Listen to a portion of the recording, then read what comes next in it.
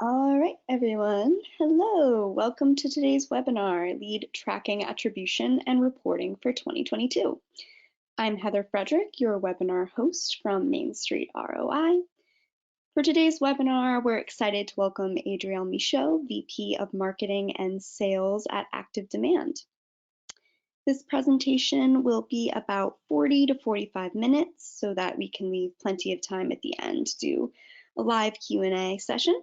So feel free to type any questions that you may have in the questions box along the way, and then we'll get back to them at the end of the webinar. And as always, today's webinar will be recorded and we'll send out a replay video along with the PDF of the slides to everyone who has signed up. So if you get calls, you get pulled away from work or anything like that, no need to worry. You're not going to miss a thing. All right, and with that, I shall turn it over to Adriel so he can get started. Perfect, thanks. Yeah, excited to be here.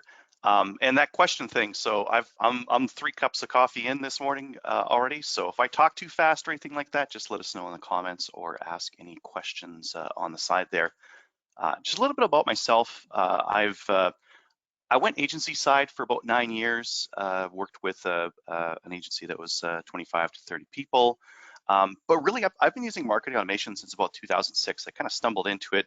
I've got a computer engineering background, and back in 2006, marketing automation was pretty rudimentary and tough to use. Got into doing content writing and SEO, and just kind of stumbled into this this marketing side of things. And I really love the analysis side of things, where I can actually see what's causing the marketing to working, because it's not straightforward. It's a little bit tough to do, but boy, like when you find out what works, it's almost like magic, because you can take that and you can just replicate it and do more of it. One of the quotes that most people would be aware of is this idea of like, half the money I spent on advertising is wasted. The trouble is I don't know which half. And like that, I feel really rings true with kind of how I treat marketing. It might even be more extreme than that. Maybe it's Pareto's principle instead, where it's an 80-20 thing, where 20% of your advertising is giving you 80% of your results. And I think if you look into your marketing, you might see that kind of effect, where a lot of time, a lot of money is being spent on stuff that's it's just not really super effective. So that part has always really interested me, and it's really been my driver for the last what is this, 15, 20 years, I guess, that I've been in marketing, and I think is something that is sorely lacking with a lot of marketing agencies and a lot of marketers as well, just being able to understand what works. In terms of our overview of what we're going to be talking about today, I'm going to go through like why even bother track results, what's changed in 2022, what we're facing and what we're looking forward to. And then we're going to get into some tracking basics and then some more advanced stuff for the people out there who want to get fancy, or who want to like really pull the insights out. So first, why track results? Well, so you can keep a job is I think that the number one reason. You can make a campaign and send it to a client or send it out on behalf of a client. But if it doesn't hit the business KPIs that decision maker had in mind, there's a chance they might hire you. They might not hire you next time, right? You might just not get more business from them and not know why. If you're lucky, they'll actually tell you. They'll tell you why they're not continuing to work with you. Hey, sorry, you know, we've been trying to do this stuff. I just don't see it working. I don't see the results. I don't see the value. Oh, that's a terrible conversation to have with a customer. But it happens, and primarily the reason why it happens is you didn't track results that they cared about, or the impact wasn't large enough and it wasn't clear enough for them to see. So I think when we think about like why we track results, this is the number one for me. Like, we don't get to stay in business, we don't get to keep clients if we're not able to track results. The second reason is just to become a better marketer. There's so many marketers out there who don't actually know if their stuff works or not. They go through the motions. Some of them like to call themselves strategists, marketing strategists, but they don't actually really know. If you hand them a new industry, hey, here's a dental client, for example. what should we do to get them results? They might not know, or they might try to do something that they read in a marketing strategy newsletter, or maybe they, oh, you know what? You're not trying Instagram.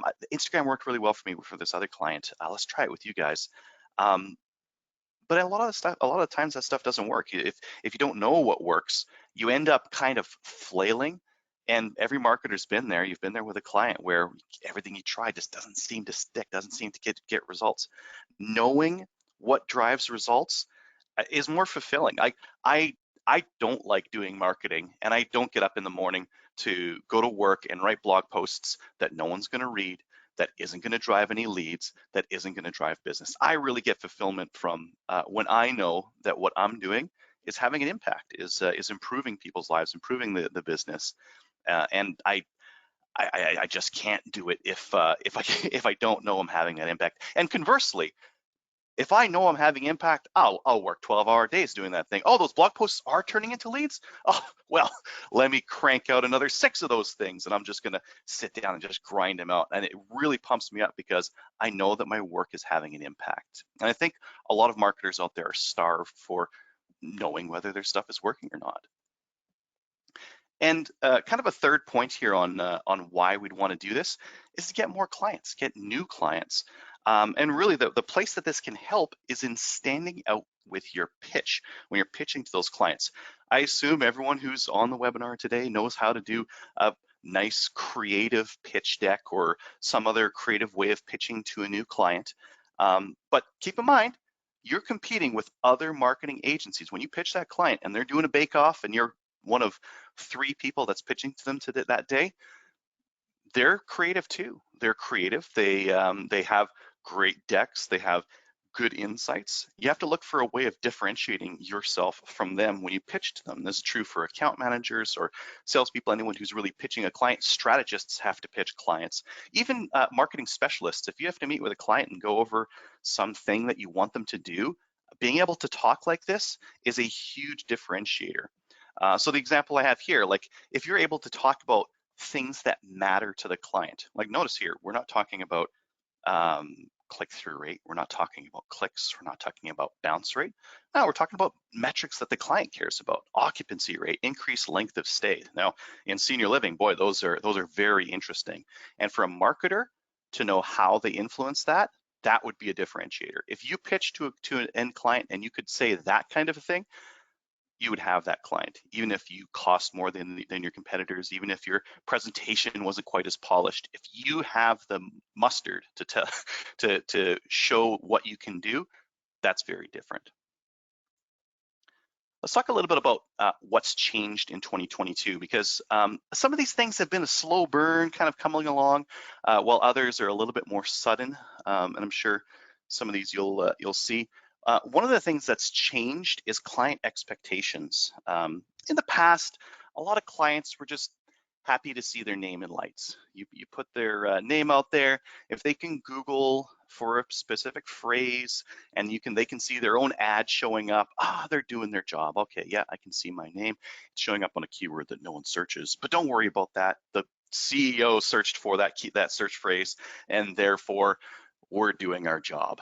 And if you've done Google Ads for very, very long, you've probably had this exact scenario come up. But these days, more clients will actually want to see the results. They want something that's a little bit more concrete. They want to see, hey, I need to improve my occupancy rate. How is your Google Ads campaign helping with my occupancy rate? And again, think about on the other side of the fence, that VP of marketing or whoever is hiring you to improve occupancy rate. That's what they care about. They don't care about the clicks. They don't really care about the click-through rate. They care about those proven results. And some clients have pretty lofty expectations on what proof is. Maybe they expect like 100% tracking on all clients, on all prospects, which it's not really possible. There's going to be some directs in there. There's going to be some people that we can't see where they came from. But there's going to be some clients out there that absolutely expect this kind of a thing. But what do we give them? We don't give them something that's super concrete. We give them something that's anonymous, aggregate data, and most agencies out there are using a combination of Google Analytics, Google Ads, Data Studio for some of them, Tag Manager, that kind of thing. These platforms are fantastic. They're excellent for delivering insights, but they're anonymous, and it's a little bit hard to make the connection between that anonymous conversion and a real sales lead coming in. One of the things that I found frequently when I would audit a company's Google Analytics profile is a lot of times the conversions weren't leads, but the marketing agencies were reporting them as leads. Oh, look at all these conversions we got. What is a conversion? Well, anytime someone fills out a form, anytime someone calls, okay, wait, but the people filling out the form, are those leads or not? Well, no, not even close. And the compounding effect of that is that typically if I take a look at someone's Google Analytics account, I'll see about 7 times more conversions than they'll report in sales leads inside the company. So think about that. Think about what that agency, those agencies are reporting on something that is 7 times inflated what the customer really feels or really knows that the leads are at.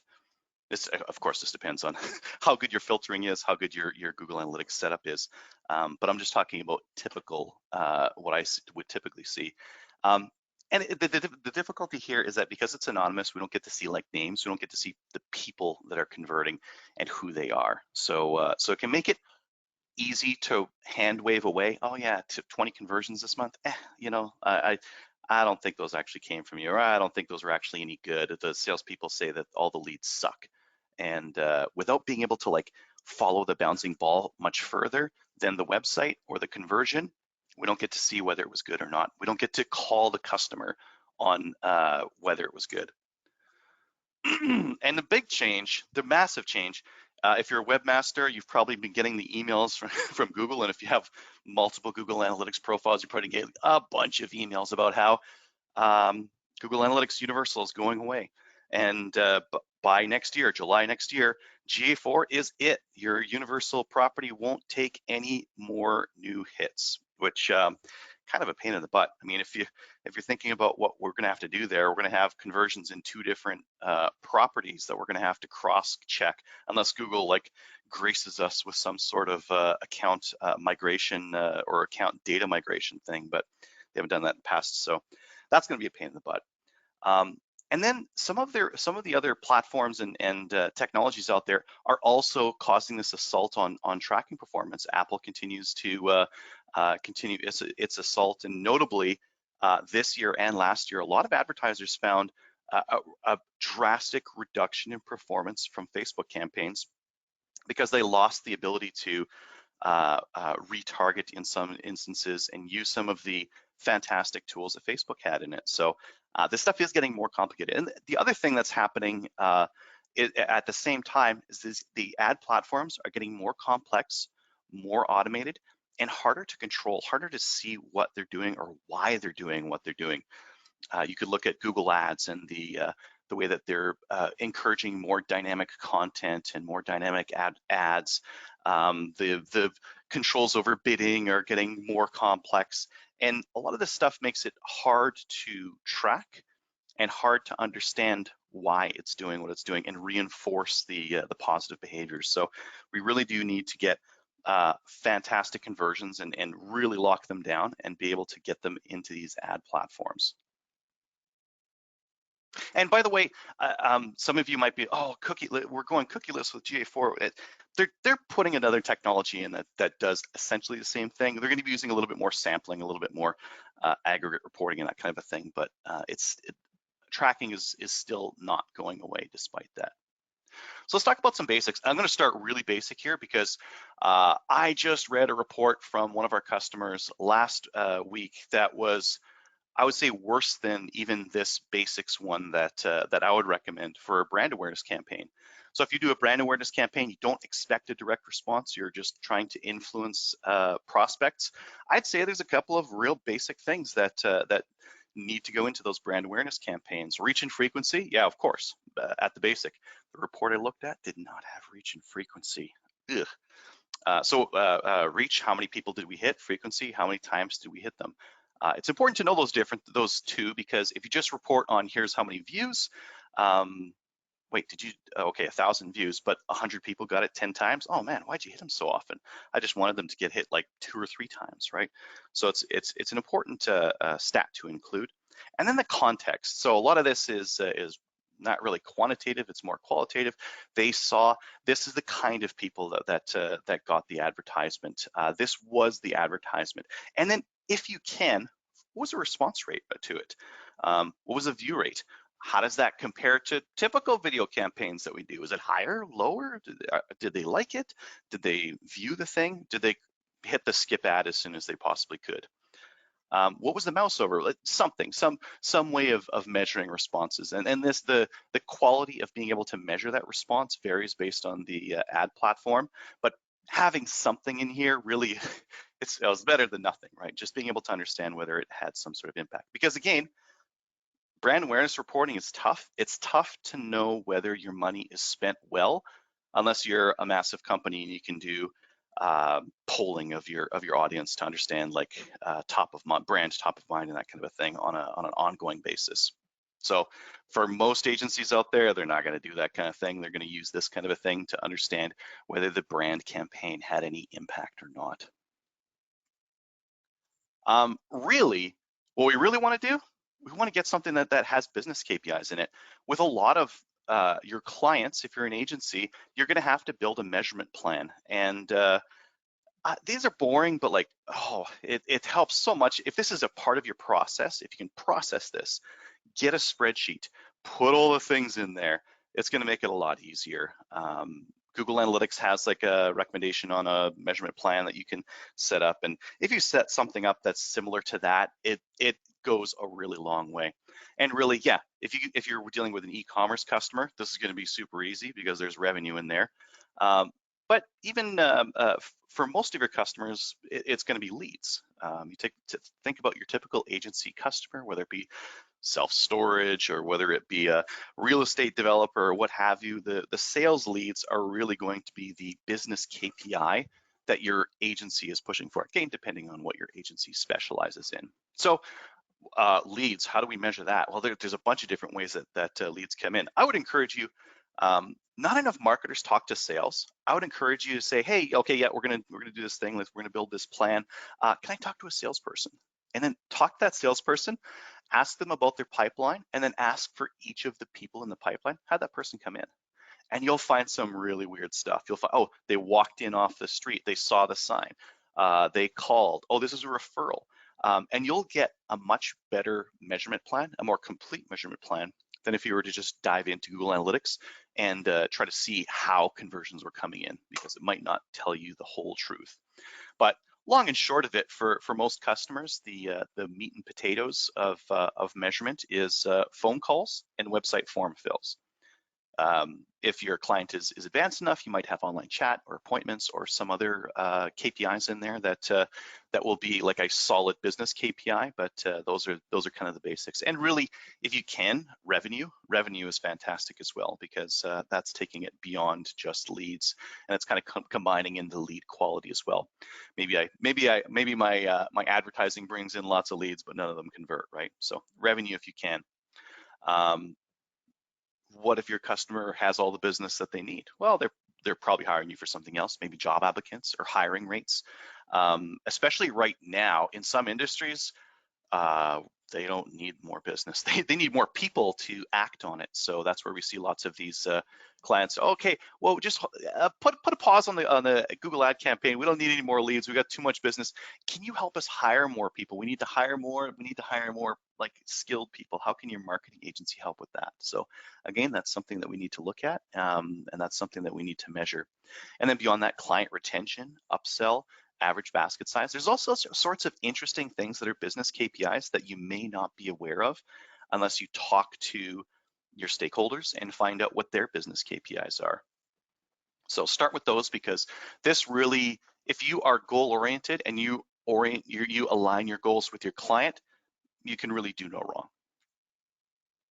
Let's talk about making the phone ring, because this is, I think this is the one that's most frequently missed by agencies. Most agencies, if they set up a website or if they're in digital marketing, they're gonna have forms tracked. They're gonna track the forms to the source. Bob's your uncle. You've got your tracking. But wait, what about the phone number that's on the website? What about that little phone number in the top right? And if you talk to sales, you might find out, oh, there's a lot of people. Okay, I did my content strategy. I determined that the website needed these pages, and the customers go through the pages dutifully, and they look at the product and they look at the pricing, and then they, oh, that pricing. Is there volume pricing? It doesn't say here if it does or not. I'm gonna call them and ask. That's like a super common conversion point. But if you don't track it, you don't get to see the source, you don't get to see the medium, you don't get to see how that person came in or why that person came in. So I would say that making the phone ring is super important. Some agencies are a little bit more early adopters, and they do call tracking for all their customers. And I would say that those, if you're an agency that does call tracking for all your customers, bravo. You're one of few that do that, but this is super critical. And I would say you need something that integrates with Google Analytics, Google Ads, Facebook, etc. as well, because you want those things to make the phone ring. So you need to get that conversion back to them so that they can see that they made the phone ring, and they can use all of that algorithm and automation to make the phone ring some more. In terms of setup for this thing, there's a couple of interesting things that you might want to consider. You might want tracked or forwarded numbers for brochures, TV, in-ad, like your offline places. You do want dynamic phone numbers for websites. So I was talking about call tracking. It is super normal today to have DNI or dynamic number insertion on a website. This is where there's a pool of phone numbers that replaces the one number that you see on the website, and that can be used to determine when the phone rings, where did that person come from? What pages were they on? Super important. Everyone's doing it. No impact for SEO and that kind of a thing. We've already figured this stuff out. And anonymous calls don't allow for qualitative measurement either. When I talk about qualitative measurement, when people call, why are they calling? You remember that my earlier example there was someone who didn't know if there was volume pricing. If I could listen to a couple of phone calls and I could hear, oh, of the last sales phone calls, 3 out of 5 were people asking for volume pricing, I would make a change to the website. I would go ahead and change that. Sales might not let me know, but I would know just by listening to them. It's a really interesting thing. And one of the things that I really appreciated when I first came on to ActiveDEMAND, they had all these like sales calls recorded.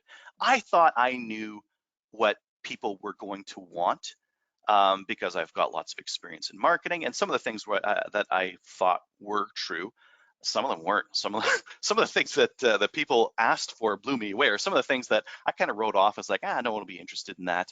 I kept hearing over and over again on the phone, and not prompted by sales. Sometimes sales will, oh no, this is the feature that people are interested in. They'll like incept the customer. They'll throw it in front of them. But being able to listen to the phone calls as a marketer, being able to listen to it, so interesting, so super important, and so good for spot checks.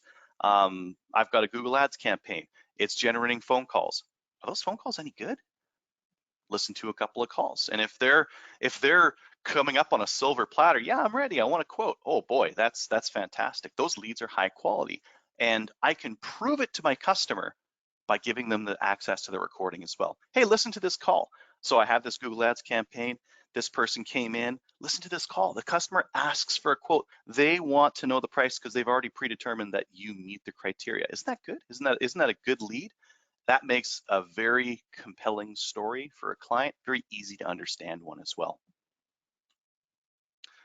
And being able to record the call, transcribe the call. This is, again, super important.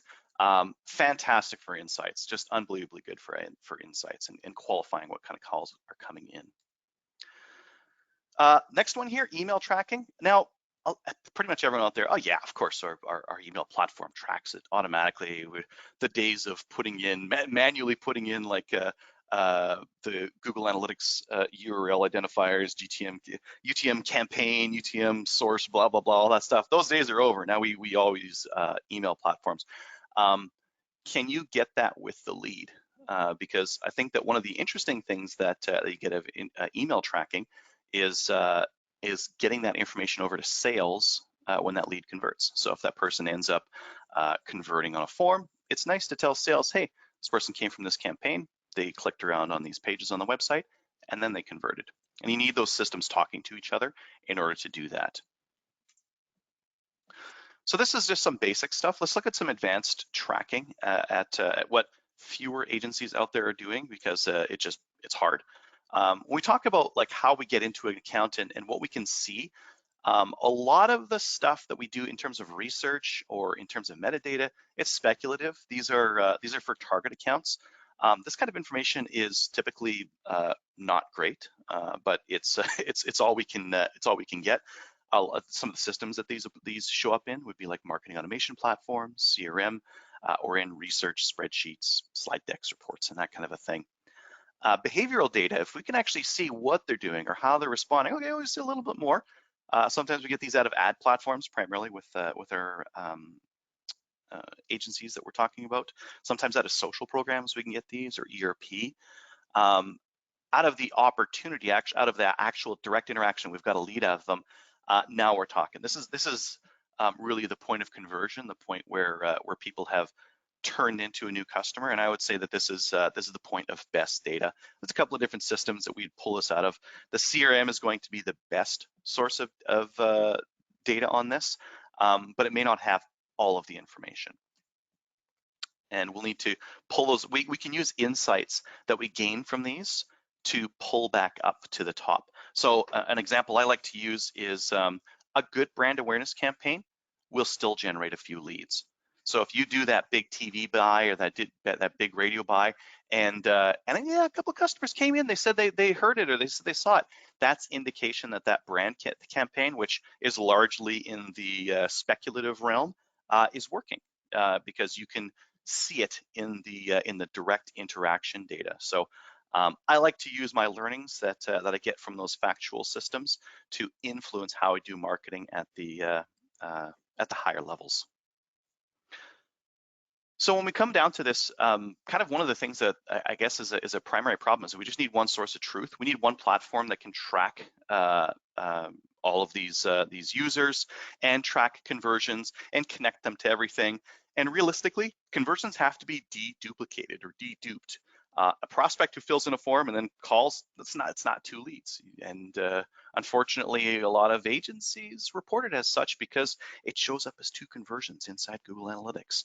But we need that deduped. We need a system that's aware of both of those things, the calls and the forms, and we need that system to understand that those two people are the same person, and that is only one unique lead. And this is also an easier way to get an accurate buyer's journey. If we have both that call and that form fill inside that user journey, oh, that's interesting. Okay, maybe we can actually take action on that. Again, a lot of this is pulling insights out. If we can pull more insights, we can do better marketing. So I'll talk about a few different options we have in terms of platforms. Google Analytics is one that everyone's super familiar with and works really well. A dedicated CDP, or customer data platform, is one that most agencies haven't heard of. CRM, many agencies have dealt with customers who have Salesforce or Pipedrive or whatnot. And then the marketing automation platform like Hubspot or SharpSpring or ActiveDEMAND or whatever. So first, Google Analytics. Pros with Google Analytics, it's free. It's usually already set up on the account. Maybe you have to do an audit and like fix a couple of things, but you're not putting in a brand new platform. You don't have to sell it to the customer. And they're fantastic for web and app optimization. If you need to make changes to improve conversion rate, you're in the right place. It's already in there. And conversion rate, having it tracked in there, being able to see the page views and all that kind of stuff, it's all good in there. And we're all used to using it. Most people in digital marketing these days are familiar with Google Analytics. Many of us are GAIQ certified, and we're ninjas with Google Analytics. Kind of some of the difficulties with it. One, it's anonymous, and that can make it tough to spot check. What do I mean by spot check? We got 10 conversions from Google Ads this week. Were they any good? Can you answer that question? Were they any good? And to be able to answer that question, you should be able to say, how many of them turned into real opportunities inside the CRM? How many of them closed? How many of them turned into sales? How many of them went further? What were the names of those people? Were they from big companies, or are they just like small little tire kickers? Tough to check inside Google Analytics because it's all completely anonymous. And the other issue is limited personalization. So we can do some remarketing with Google Analytics afterwards. but it is a little bit limited, and we can't do very much in terms of like website remarketing with this platform. Sorry, website dynamic content. I didn't mean to say remarketing. The next one would be a dedicated CDP. This is a pretty heavy duty. Imagine this as like almost like a Zapier, but for contacts. So you've got it pulls in data from all sorts of different places, forums, phone calls, it all goes in there on the contact, and it all goes out on the other side of distribution. Fantastic on personalization. This is a pretty heavy duty solution for most customers.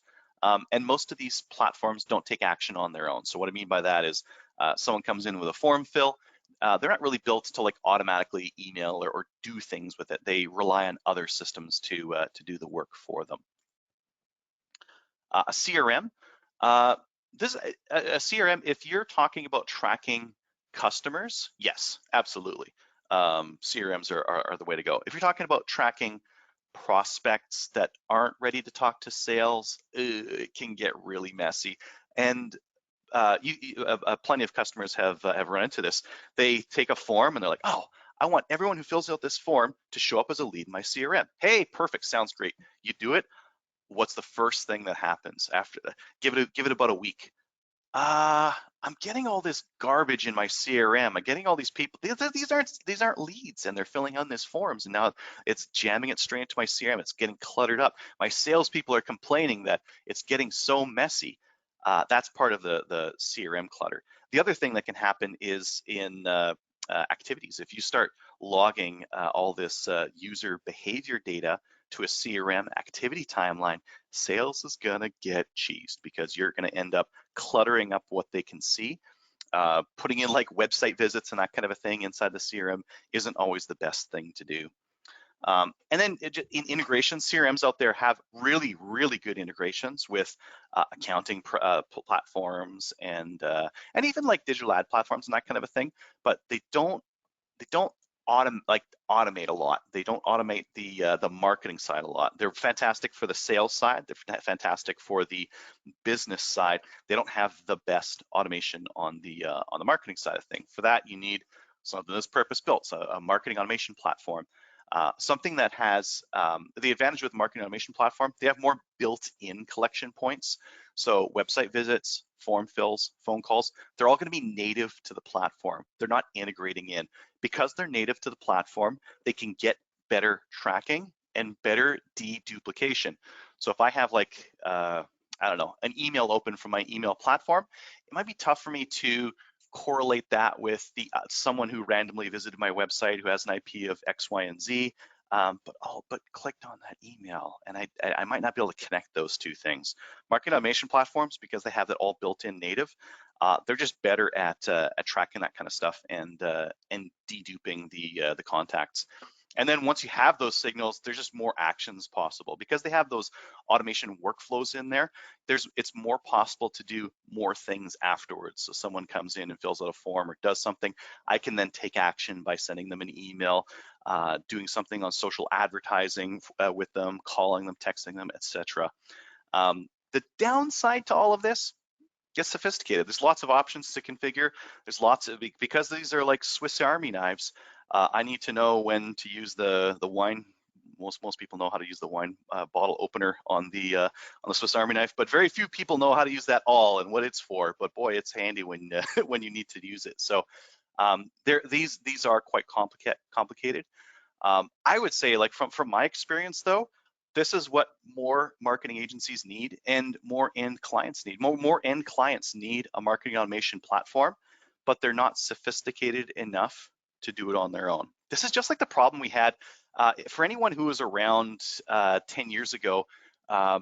Most organizations didn't have a Google Analytics profile. They didn't have a Google Analytics account.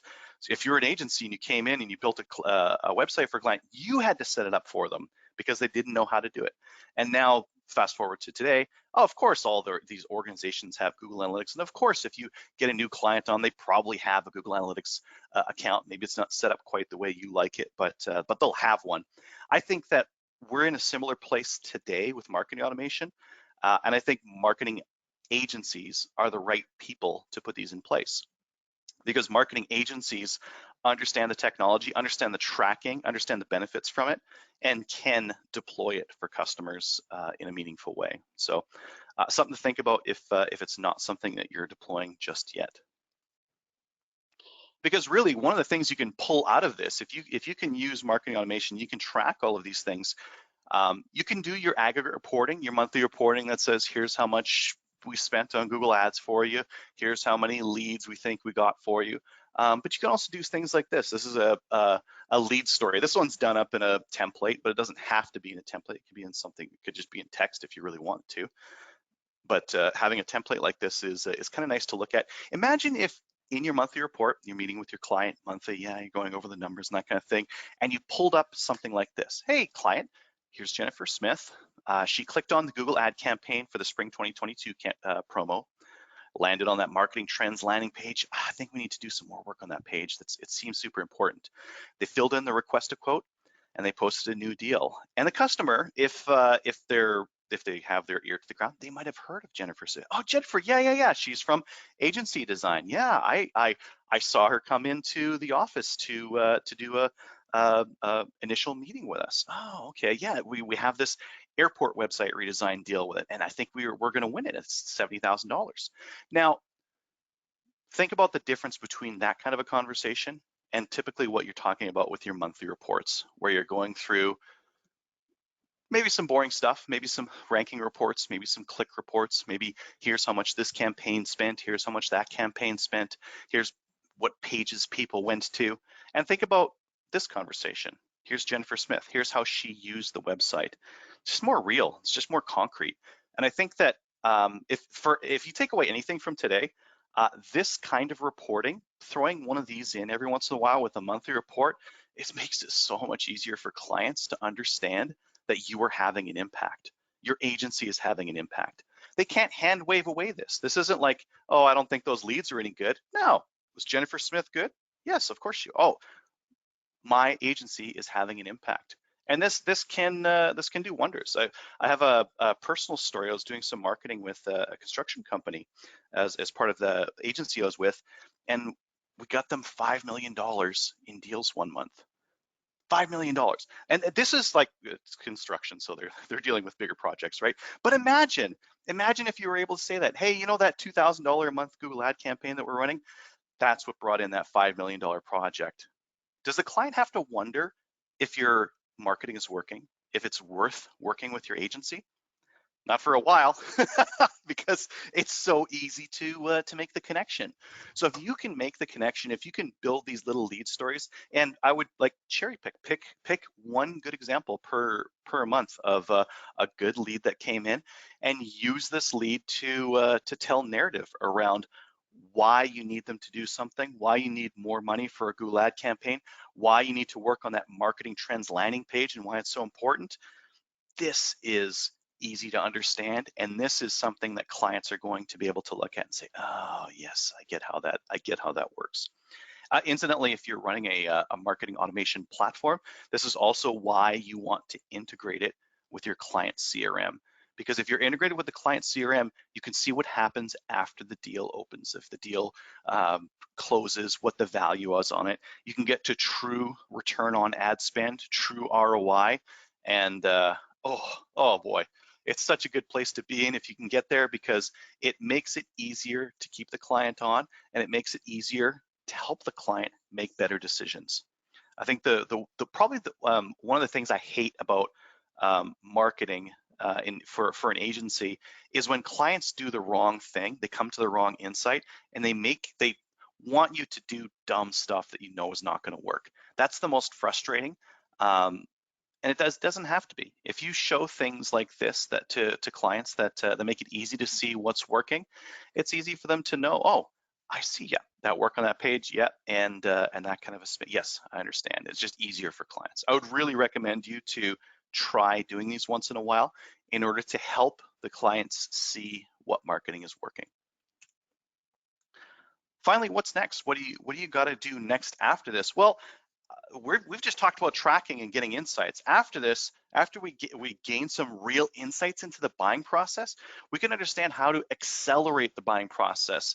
I would encourage you to build out a buyer journey or a buyer funnel or user funnel, some way of understanding the steps that they need to go through. And because you're gonna have insights in here, you'll be able to understand how they get to each of those steps and how to influence it. If you can influence the buying process for users and speed them along, I know that when they're in this step, they're in the consideration stage, I need to give them a comparison doc or whatever the thing is.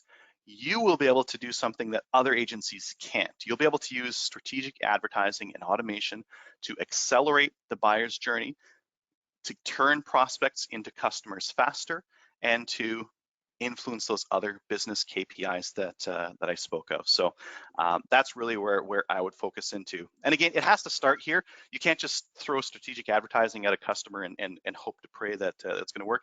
You have to get the insights and gain those insights along the way. We have a product called Agency Reporter that helps with just the agency part of it. So if you're interested in something that can do the meat and potatoes, web forms, call tracking, live chat, that kind of a thing, CRM integration as well to pull deals from a number of different CRMs and then report on those via dashboards and scheduled email reports, I'd encourage you to check out ActiveDEMAND's Agency Reporter.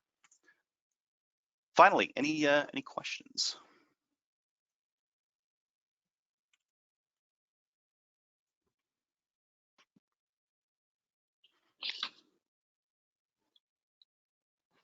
All right, while we wait for some people to put their questions in the chat, Adriel, I actually have a question for you. So you mentioned the different options for KPIs and that some of them, they have their pros and their cons. Is there any way that, you can combat some of the cons or kind of like overcome them so that they don't matter as much? Like I know you mentioned like CRM clutter is like a way to combat that. Yeah, so when it comes to KPIs, really the closest to the sale you can get, the better. Sometimes you can't get very close. So if I can't get to revenue, I can only get to lead. Then understanding the relationship between the KPI I can measure, leads, and the KPI I wish I could measure, revenue, is super important. So I just need to understand what the conversion rate is there. Oh, and I can talk to the customer.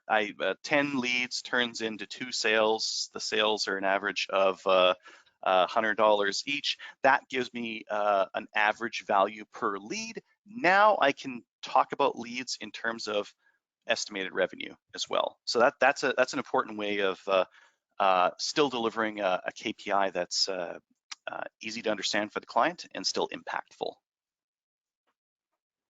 Awesome, thank you. All right, and a question from Robin. You mentioned marketing automation platforms. What platforms do you recommend?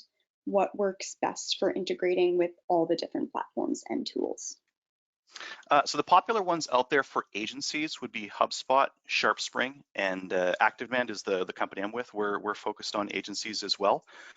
Those platforms are all very good at doing the kind of things that agencies need them to. I think the one you choose will depend on the client, the kind of client that you service, the cost that you're looking to spend, and that kind of a thing.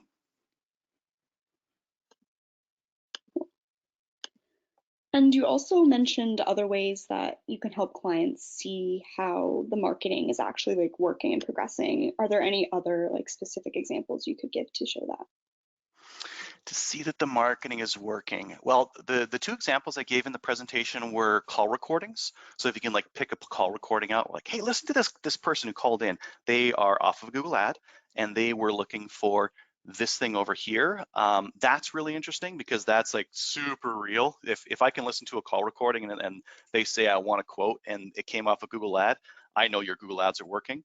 And the other one would be that lead story, where I take an example of a lead that came in and I tell it a little bit about how they came in and the source that they came in on and their journey and that kind of a thing. There's going to be some other options on. Unemployment would be a good one, Liz, because it seems like with the Great Resignation, everyone is trying to really hire right now. And that might be like on something like that, you might need to survey the people coming in. We still use these old school methods of analysis when we don't have any other ways of doing it. So for job applicants, if we can survey them on the way in, hey, how did you find out about our company? Hey, which did you look at? Did you look at our Instagram? Did you look at our Facebook? I think a lot of customers are like, or a lot of companies out there are struggling with how to use social media, and they would be surprised at how many prospective employees checked them out on Instagram, checked them out on Facebook. Is this company any good? Do I want to work for these people? They check those things first. And I think that a lot of people overlook their Instagram and they pitch products to customers that don't look at them, and instead their prospective employees are checking them out. And do you have any recommendations for MASs for franchise companies that have decentralized B2B sales teams at each location? So I don't want to toot my own horn, but ActiveDEMAND's structure makes it way easier for franchises and multi-tenant marketers to do their job. So I'd rather recommend someone else, just because, so I'm not appearing biased here, but ActiveDEMAND is fantastic for franchises. And a question from Valerie. If you are not an e-commerce company, what are some of the important KPIs to look for? For example, people coming back to website is not a good indicator, as there is no reason to keep coming back once they have interest and call or fill out a form. I would think about how close can I get to the sale? So, and I think that for most agencies out there, it's not e-commerce. They don't sell online. They're generating leads for their customers. So I'd look at that sales lead. That sales lead is someone's name, their phone number, email, their business name, and an explicit desire to get some sort of product or get more information about a product. So someone, like, if I'm at a conference and someone puts their business card in my fishbowl and says, yes, I want to win the golf clubs you're giving away, that's not a lead. That's someone's name. That's a contact. A lead would be, they hand me their business card and they're like, I want to know more information about this product that you guys sell. Can you have a salesperson follow up with me afterwards? That's a lead, because they've explicitly they have an explicit desire for a particular product or service that we have. I would get as close to that as possible. The next question is from Bill. So Bill asked, they're familiar with HubSpot, but they want to know how ActiveDEMAND is different. Yeah, so ActiveDEMAND and HubSpot are pretty similar. HubSpot has a fantastic CRM that's built into it that has kind of its own separate cost structure and that kind of a thing. We have a pretty brutally honest comparison between ActiveDEMAND and other platforms available on our website, just under our comparisons area. So if you're interested in how it's different than some of the other market automation platforms and that kind of thing, I'd check that out, because again, like, we say where they're better, and we say where we might have an edge. All right, and question from Tony. How has ActiveDEMAND combated Apple's iOS security updates to ensure that clients are able to report accurate customer journeys? Yeah, so on some of this, you just don't get it anymore, right? With some of the stuff that Apple's done, it's just the data's gone. Their opening and click rate and that kind of a thing has notably lost quality. But a lot of the rest of it is still trackable. You still get it on the profile. ActiveDEMAND still uses cookies. We're still able to connect those users through their IP and other areas of attributes on their computer. So there's still ways to track that stuff. Apple hasn't completely destroyed that stuff yet.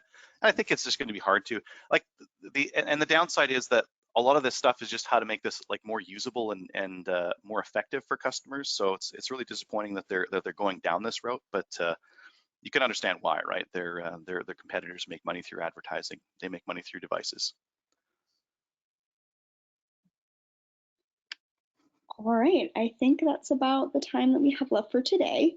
If your questions didn't get answered, or you come up with any more later on, don't worry, you can always email us at support@mainstreetroi.com. And thank you all so much for joining us today. And thanks to Adriel for some great information. As a reminder, we'll be sending out the replay video and the PDF of the slides, so you can look out for that. And we look forward to seeing everyone again at our next marketing webinar. Thanks, everyone, and have a great rest of your day.